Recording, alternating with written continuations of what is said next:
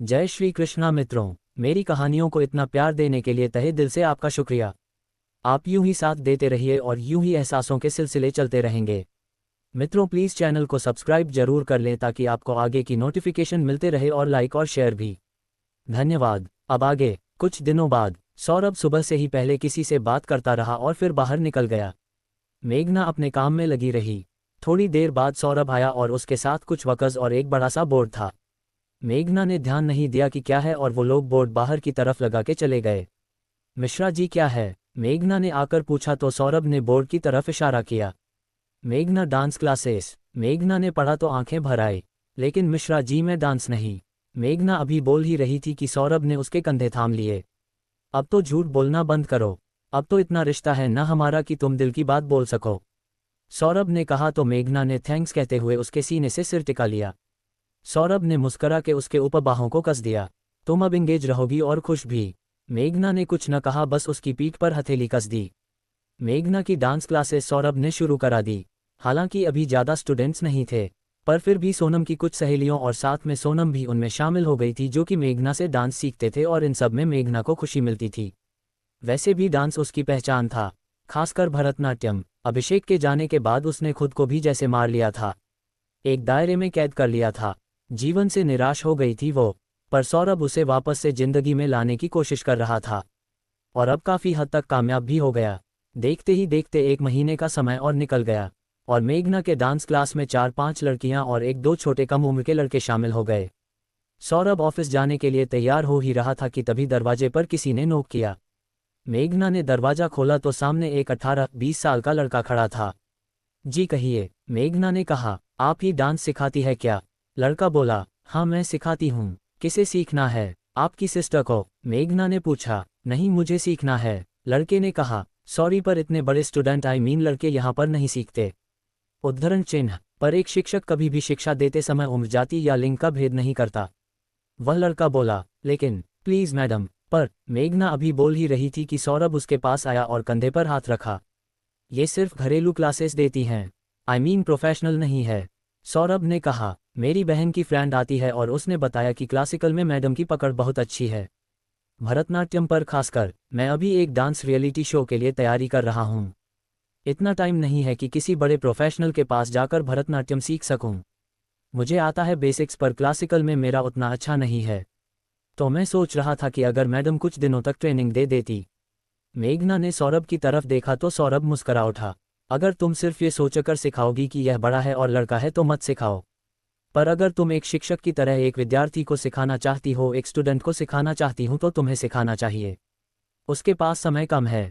अगर वह तुमसे थोड़ा क्लासिकल सीख लेगा तो अच्छा रहेगा, शायद सेलेक्ट हो जाए, सौरभ ने कहा। मेघना ने कुछ पल सोचा और फिर गहरी सांस ली। ठीक है, आप भी आ जाइएगा। 3 से 5 बजे तक क्लासेस रहती है शाम को, मेघना ने कहा। ठीक है, मैं आज शाम से आ जाऊंगा। और थैंक यू मैडम, वह लड़का बोला और मेघना के पैरों में झुक गया। मेघना 2 कदम पीछे हो गई। आप गुरु हैं मेरी। आपने मुझे सिखाने का बोलकर बहुत बड़ा उपकार किया है और बचपन से अभी तक आई बाबा ने यही सिखाया है कि जब भी किसी को गुरु बनाओ तो सबसे पहले चरण स्पर्श करके आशीर्वाद लेना चाहिए। तो बस वही कर रहा था। आपको नहीं पसंद तो कोई बात नहीं, वह लड़का बोला। नाम क्या है तुम्हारा? मेघना ने कहा। मानव, वह लड़का बोला। ठीक है मानव, तुम पैर छू सकते हो, मेघना ने कहा तो उस लड़के ने वापस से मेघना के पैर छुए। मैं बस इतना ही आशीर्वाद दूंगी कि जिस उद्देश्य से तुम यहाँ आ रहे हो तुम्हारा वह उद्देश्य पूरा हो, मेघना बोली तो वह लड़का मुस्कुराया और चला गया। उसके जाते ही मेघना ने दरवाजा बंद कर लिया। क्यों मना कर रही थी उसे? सौरभ ने उसके कंधों पर हाथ रख के कहा। मतलब मैं बच्चों को सिखाती हूँ। 1-2 लड़कियां आ गई है सोनम के साथ की, पर इतने बड़े लड़के को मैं कैसे सिखाऊंगी? मुझे समझ नहीं आ रहा था। कहा ना, एक टीचर बनकर सिखाओ, बाकी और कुछ भी मत सोचा करो। और अभी तो शुरुआत है, तुम्हारी एकेडमी बहुत आगे जाएगी। तुम्हारी डांस क्लासेस में हर तरीके के लोग आएंगे, ऐसा मैंने सोचा है। और इसके लिए तुम अगर इस तरीके से भेदभाव करोगी या इस तरीके से अपने आप को संकुचित रखोगी तो फिर तुम कभी भी आगे नहीं बढ़ पाओगे। खुले दिल से सिखाओ मेघना। बाकी पैसे का कोई मुद्दा नहीं है, भगवान की कृपा से अच्छी खासी स्थित है अपनी। बस ये सब जो कुछ भी कर रहा हूँ तुम्हारी खुशी के लिए है, समझी तुम? सौरभ ने कहा तो मेघना ने मुस्कुराकर गर्दन हिला दी। अब ऑफिस जा रहा हूं, पर तुम बिल्कुल भी लापरवाही नहीं करोगी और अपना टाइम से खाना पीना और दवाएं लोगी। मैं फ़ोन करता रहूंगा, ठीक है? और मेहनत अभी डांस पर भी उतनी ही करनी है जितना तुम्हारा शरीर साथ दे। बाकी आज मैंने मौसी को बोल दिया है, उनकी मेड आकर सारा काम कर दिया करेगी, सिर्फ तुम्हें खाना ही बनाना है, ठीक है? सौरभ ने कहा तो मेघना ने फिर से गर्दन हिला दी। सौरभ मुस्कुरा उठा और उसके माथे को किस करके तुरंत निकल गया। मेघना अपने बाकी कामों में लग गई और शाम से उसने बाकी सभी लड़के लड़कियों के साथ मानव को भी सिखाना शुरू कर दिया। मेघना की डांस क्लास बढ़िया चलने लगी थी। रश्मि भी अपने बेटे को लेकर ऊपर आ जाती और फिर मेघना और बाकी बच्चों का डांस देखती रहती। सौरभ और मेघना का रिश्ता और भी मजबूत होता जा रहा था, क्योंकि अब कोशिशें सिर्फ सौरभ की तरफ से नहीं थी बल्कि मेघना की तरफ से भी थी। मेघना का भी अब ध्यान सौरभ पर रहता था और हर समय उसकी कोशिश होती थी कि सौरभ को उसकी वजह से कहीं कोई तकलीफ ना हो, उसकी कोई बात सौरभ को हर्ट न करें, और वह पूरे मन से सौरभ का ख्याल रखती थी, उसकी ज़रूरतों का ध्यान रखती थी। सौरभ का रोमांटिक अंदाज और उसकी शरारतें धीमे धीरे बढ़ती जा रही थी।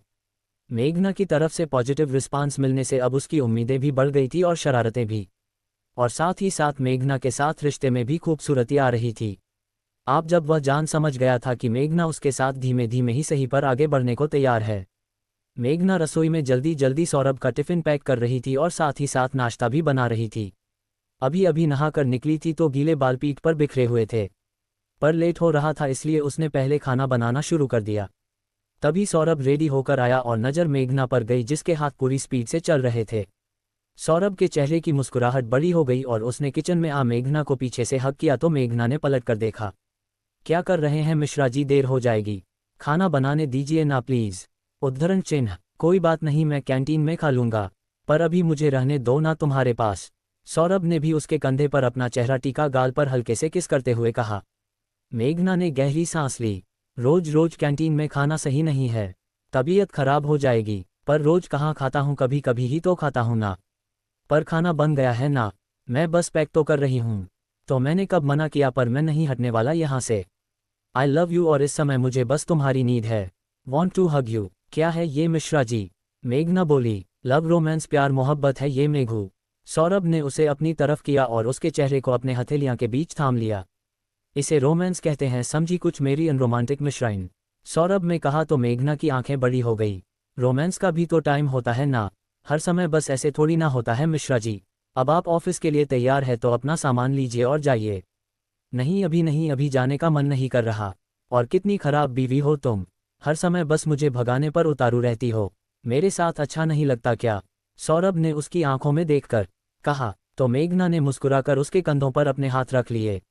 आपके साथ अच्छा लगता है मुझे मिश्रा जी, बहुत अच्छा लगता है। आप साथ में होते हो तो वक्त ऐसे गुजर जाता है कि पता ही नहीं चलता कि कब सुबह से शाम हो गई। लेकिन आपका काम भी तो जरूरी है ना। फिर आप ही ने तो कहा था कि अगले महीने का ट्रिप बना रहे हो तो फिर से छुट्टी लगेगी ना।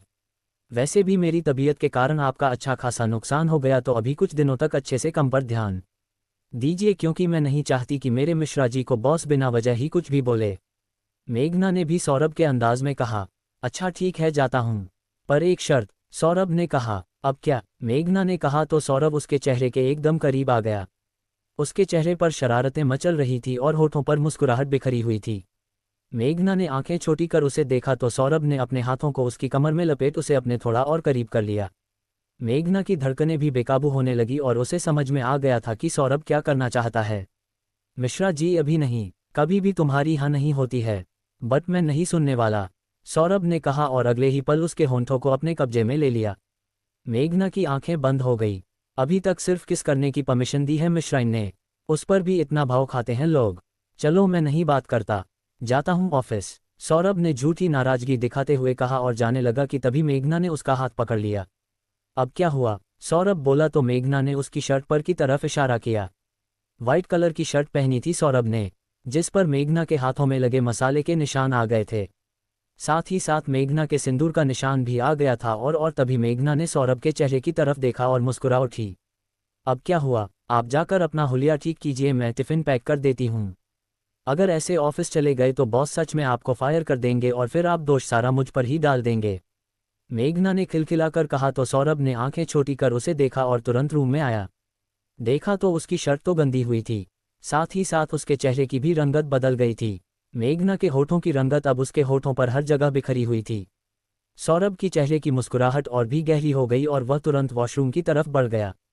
थोड़ी देर में वह वापस से रेडी होकर बाहर आया तो मेघना उसका टिफिन लिए खड़ी हुई थी। सौरभ ने मेघना की तरफ देखा तो मेघना ने जाने का इशारा किया। तुम ना बहुत बहुत शैतान हो। सौरभ ने एक झटके से उसे फिर से किस किया और इससे पहले कि मेघना कुछ समझ पाए वह तुरंत निकल गया और मेघना के चेहरे पर एक खूबसूरत सी मुस्कुराहट आ गई। उसके जाते ही मेघना ने दरवाजा बंद किया और गहरी सांस ली। नज़र सामने दीवार पर लगी अपनी और सौरभ की शादी की तस्वीर पर गई और मेघना उसके पास आ गई। अपनी साड़ी के पल्लू से उस पर लगी धूल साफ की और फिर वहां पर हाथ लगाया। आप तो धीमे धीमे दिल दिमाग जज्बात सब पर कब्जा करते जा रहे हो मिश्रा जी। कोई इतना अच्छा कैसे हो सकता है? कितनी भी कोशिश करूं खुद को बांधने की, पर आप जैसे मुझ पर चाहते जा रहे हो। आपका अस्तित्व मुझ पर पूरी तरीके से छा गया है और मैं जैसे खुद को घोलती जा रही हूं आपके अंदर, कहीं खोती जा रही हूं आप में। मेघना ने खुद से ही कहा और फिर बाकी के काम में लग गई। तभी रश्मि आ गई ऊपर। आओ ना भाभी, मेघना ने उसे बताया और उसके बच्चे के साथ खेलने लगी। अच्छी खासी रौनक हो गई है डांस क्लासेस में इतनी जल्दी, वाकई में तुम बहुत अच्छा डांस सिखाती हो मेघना। तुम्हें देखकर तो कई बार मुझे भी मन करने लगता है कि मैं भी तुमसे सीखने आऊं, पर अभी तो सिजेरियन हुआ है तो ये सब कर नहीं सकती। पर पक्का हमारा तय रहा, जैसे ही कुछ महीने निकलेंगे तो मुझे भी डांस सिखाओगी। हाँ भाभी बिल्कुल, मैंने कब मना किया है, आप बस पहले ठीक हो जाओ, पूरी तरीके से नॉर्मल हो जाओ, फिर आप सीख लेना। वैसे आज सौरभ बड़ा मुस्कुराता हुआ जा रहा था। क्या बोला तुमने? ऐसा जाते जाते कि नीचे उतरने तक, गाड़ी चलाते तक उसकी मुस्कुराहट कम ही नहीं हो रही थी। रश्मि ने कहा तो मेघना की आंखों के आगे वो पल आ गए जब सौरभ ऑफिस के लिए निकला था और मेघा के गालों की रंगत बदल गई। ओ डॉट डॉट, तो मतलब प्यार का टॉनिक दिया गया है? रश्मि ने कहा तो मेघना मुस्कुरा उठी। सच में मेघना, बहुत खुशी होती है तुमको इस तरीके से देखकर। मेरा मन साफ है, मैं थोड़ा कड़वा बोल देती हूँ पर सच कह रही हूँ। कभी भी किसी का बुरा नहीं सोचती। उस समय भी जो घर में माहौल था जिसके कारण मेरे भी मुंह से तुम्हारे लिए वही सब निकल गया, पर विश्वास मानो तुम्हारा बुरा ना कभी चाहा था ना कभी चाहूंगी। जानती हूँ भाभी और समझती हूँ जिन परिस्थितियों में मेरी और मिश्रा जी की शादी हुई है, आसान तो नहीं है ना किसी के लिए एक्सेप्ट करना। वो तो किस्मत है मेरी जो बाकी लोगों ने मुझे इतनी जल्दी स्वीकार कर लिया और मिश्रा जी हमेशा मेरा साथ देते रहे, मेरी ढाल बनकर खड़े रहे, वरना पुनर्विवाह में ना ही पुरुष के लिए नहीं स्त्री के लिए आसान होता है नई शुरुआत करना। एक दूसरे के साथ तालमेल बिठाना भी आसान नहीं होता है, तो वही घर परिवार के बाकी लोगों के साथ भी एडजस्टमेंट इतना आसान नहीं होता। पर हमारा सौरभ है ही ऐसा सबको अपने हिसाब से ढाल लेता है। मेरा तो बड़ा मन था कि सौरभ की शादी मेरी बहन कंचन के साथ हो। कंचन पसंद भी करती थी सौरभ को बहुत, पर सौरभ की अभिषेक के साथ बातचीत हुई और सौरभ ने तुम्हारे साथ शादी करने का तय कर लिया, वरना आज शायद कंचन इस घर में होती मेरी देवरानी बनकर। रश्मि ने कहा और फिर थोड़ी देर बात करके चली गई। पर मेघना को उसकी बात थोड़ी सी अजीब लगी, ना जाने क्यों, और उसे अच्छा नहीं लगा था कि किसी और के साथ सौरभ का नाम जोड़ा जाए। उसने थोड़ी देर आराम किया और फिर अपनी मम्मी को कॉल लगाकर उनसे बात करने लगी। हाँ बेटा, तो क्या बता रही थी, कल तुम सिंगापुर जाने का कब का है प्रोग्राम? क्योंकि तुम लोग वहाँ से आ जाओ, उसके बाद पुणे भी आ जाओ 2-4 दिन के लिए। तुम्हारी और सौरभ की शादी जिन परिस्थिति में हुई, किसी की सौरभ से मुलाकात नहीं हुई है, कोई नहीं जानता पहचानता उन्हें, तो तुम्हारे पापा चाह रहे थे कि एक प्रोग्राम रख ले और सबको सौरभ से मिलवा देते। मेघना की मम्मी बोली, मम्मी अभी तारीख तय नहीं है, पर मिश्रा जी कह रहे थे कि अगले महीने जाएंगे। जैसे ही वहाँ की डेट फाइनल होती है मैं उनसे बात करके पुणे आने का भी फाइनल कर लूँगी। मैं भी चाहती हूँ कि अब मिश्रा जी को सब जाने, सब समझे, सबको पता चले कि मेघना के पति कौन है। मेघना ने कहा तो उनकी मम्मी के चेहरे पर मुस्कुराहट आ गई। सुनकर बहुत खुशी हुई कि तुमने सौरभ के साथ रिश्ते को भी एक्सेप्ट कर लिया है। पता है तुम्हें, जब हम लोग तुमसे मिलने आए थे तब सौरभ ने क्या कहा था? मम्मी ने कहा तो मेघना ध्यान से सुनने लगी। उन्होंने कहा था कि मैं वहां पर आकर तुमसे कुछ भी ना कहूं, ना ही इस रिश्ते के बारे में, ना ही उन्हें स्वीकार करने के बारे में। वह नहीं चाहते थे कि तुम्हारे ऊपर कोई भी प्रेशर आए, कोई भी जबरदस्ती हो, तुम किसी दबाव में आकर उसकी तरफ कदम बढ़ाओ। बहुत सुलझे हुए हैं, साफ मन के हैं। उन्होंने कहा कि मेघना को जितना समय चाहिए दीजिए, क्योंकि जब मेघना पूरे मन से उनकी तरफ आएगी तभी पूरी आएगी, वरना अगर जबरदस्ती की जाएगी तो सिर्फ शरीर आएगा, उसका मान और आत्मा कभी भी सौरभ के पास नहीं आ पाएंगी। मम्मी ने कहा तो मेघना की आंखों में नमी आ गई। मम्मी, मैं भी समझ गई हूँ, मिश्रा जी जैसा कोई नहीं हो सकता। मैं पहले खुद को अभागिन समझती थी, मुझे लगता था कि मेरे जितनी खराब किस्मत किसी की नहीं हो सकती, पर मैं गलत थी मम्मी, क्योंकि इतनी अच्छी किस्मत शायद ही किसी की हो जिसे इतना अच्छा सब कुछ मिले। आपके जैसे मम्मी पापा जिन्होंने हमेशा मुझे प्यार दिया, मेरी ख्वाहिशों की, मेरी इच्छाओं का सम्मान किया। मुझे कभी कहीं से कम नहीं समझा। उसके बाद अभिषेक मेरी जिंदगी में आए, उनके साथ जिया एक एक पल मेरे लिए कभी ना भूलने वाला पल है। बहुत चाहा उन्होंने मुझे, हर पल ख्याल रखा, बहुत प्यार से संभाला और उसी का परिणाम है कि अपने जाने से पहले ही उन्होंने मेरी जिंदगी में मिश्रा जी को ला दिया। आज लगता है कि शायद मुझ सा लकी कोई न हो, क्योंकि जो भी इंसान मेरी जिंदगी में आया उस सब ने मुझे अपनी पलकों पर बिठा कर रखा। फिर चाहे वह आप लोग हो, अभिषेक हो या सौरभ। मेघना ने भरी आवाज से कहा।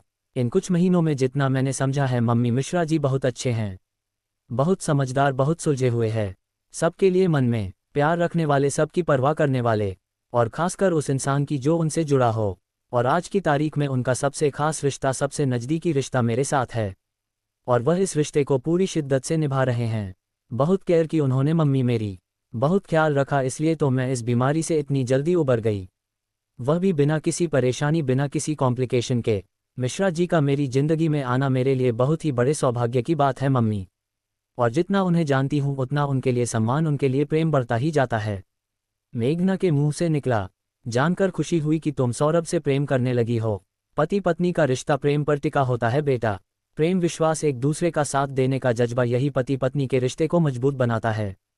सौरभ की तरफ से तो ये पहले दिन से था और अब तुम्हारी तरफ से भी हो गया है, तो मैं तुम्हारे लिए बहुत खुश हूँ, मम्मी ने कहा। उसके बाद थोड़ी देर और बात करती रही वो लोग, और फिर कॉल कट करके मेघना थोड़ी देर आराम करने लगी, क्योंकि फिर उसके डांस के बच्चे आने शुरू हो जाते हैं। डांस में बाकी बच्चों के साथ साथ ही मानव ने भी आना शुरू कर दिया था, और मेघना से वह भरतनाट्यम सीखता था। कभी कभी 10-15 मिनट पहले आ जाता, तो कभी कभी 15-20 मिनट बाद तक रुककर भी सीखता रहता, क्योंकि नॉर्मल बच्चे नॉर्मल डांस सीखते थे, पर मानव को अलग से सीखना था, तो उसको मेघना भी एक्स्ट्रा टाइम दे देती थी और वह भी एक्स्ट्रा टाइम निकाल कर आता था। बाकी कुछ बच्चे डांस के लिए आते थे तो मेघना को प्रणाम करते थे, तो कुछ नमस्कार, पर मानव का नियम था वह रोज आकर मेघना के चरण स्पर्श करता था और उसके बाद मेघना के साथ सीखता था। उसके ऑडिशन का समय नज़दीक आ रहा था, तो मेघना उसे थोड़ा एक्स्ट्रा टाइम दे देती थी ताकि उसकी मदद हो जाए और उसका सिलेक्शन हो जाए। मानव सीखने में बहुत होशियार था और जल्दी जल्दी सीख रहा था, और मेघना को भी खुशी हो रही थी कि उसके कारण मानव के अंदर कॉन्फिडेंस आ रहा है, और मानव को पूरा विश्वास था कि वह सेलेक्ट हो जाएगा, ज़्यादा नहीं तो कम से कम कुछ राउंड तो क्लियर कर ही लेगा। मेघना अपने सभी स्टूडेंट्स की तरह सोनम और मानव को भी पूरी मेहनत और ईमानदारी से सिखा रही थी, बिना इस बात को जाने की कुछ नज़रें उसे पर टिकी हुई थी, और वह नज़र थी ऋषि की, जिसके मन में पहले से ही मेघना के लिए नाराज़गी थी। उसे पर मेघना का यूं डांस क्लास करना और बच्चों को सिखाना बिल्कुल भी बर्दाश्त नहीं हो रहा था। 1-2 बार वह घर में भी बोल चुका था कि यह क्या घर में नाच गाना लगा रखा है, पर बाकी लोगों ने उसकी बात पर ध्यान नहीं दिया, और सबसे बड़ी बात कि रश्मि ने उसकी बात को पूरी तरीके से इग्नोर कर दिया, तो फिर वह ज़्यादा कुछ बोल नहीं पाया। पर मेघना के लिए उसके मन में अब तक नाराज़गी थी, क्योंकि उसके हिसाब से मेघना ने उसके चरित्र को सबके सामने लाकर रख दिया था और वह सबकी नज़रों में गिर गया था। खुद तो दूसरा ब्याह होकर आए हो और आते हैं इस घर पर अपना कब्जा कर लिया, माँ, छोटी माँ, सबको अपना बना लिया। रश्मि को के भी मेरे खिलाफ कान भर दिए, उसको सब कुछ बता दिया। अगर नहीं बताती तो क्या ही बिगड़ जाता, पर अब मैं कुछ गलती से भी गलत नहीं कर सकता, वरना रश्मि हमेशा हमेशा के लिए मुझे छोड़कर चली जाएगी। और यह सब कुछ हुआ है मेघना सिर्फ और सिर्फ तुम्हारे कारण। मैं ये बात बिल्कुल भी नहीं भूल सकता, और नहीं भूल सकता हूँ कि तुमने मेरे चरित्र को दागदार कर दिया। तुमने सबके सामने मेरी इज्जत की नीलामी कर दी। ऋषि नीचे सड़क पर घूमता हुआ मेघना के बोर्ड को देख रहा था और मन ही मन सोच रहा था। तभी कई सारे बच्चे मेघना की क्लास से बाहर निकले और उनके पीछे पीछे मानव भी निकला। तो बच्चों के साथ साथ जवान लौंडों को भी सिखाया जा रहा है। बस यही देखना रह गया था इस घर में। डांस क्लास के बहाने कहीं कोई और कांड करने का कि फिराक में तो नहीं है ये सौरभ की नई नवेली बीवी, ऋषि ने कहा, और फिर सिर झटक कर अपने घर के अंदर चला गया। ऋषि, कंचन यहाँ आने के बारे में बोल रही थी, तो ज़रा टिकट्स देखकर उसके टिकट कर दो। ऋषि को देखते ही रश्मि बोली, ठीक है कर दूंगा, कब आने का है बता दो मुझे। ठीक है, कल उससे बात करके बताती हूँ, पर प्लीज़ टाइम से कर देना टिकट, वरना फिर वेटिंग लग जाएगा तो परेशान हो जाती है वह, रश्मि बोली, और फिर अपने काम में लग गई। और जब से वह घटना हुई है तब से तो रश्मि मुझे बिल्कुल गिनती ही नहीं, इज्जत तो उसके मन में रह ही नहीं गई। इस तरीके से ऑर्डर देती है जैसे मैं इसका पति नहीं इसका गुलाम हूँ, और बात बात पर मायके जाने की धमकी देती है, ऋषि ने खुद से ही कहा, और फिर अपना काम करने लगा। क्रमशः डॉक्टर शैलजा श्रीवास्तव,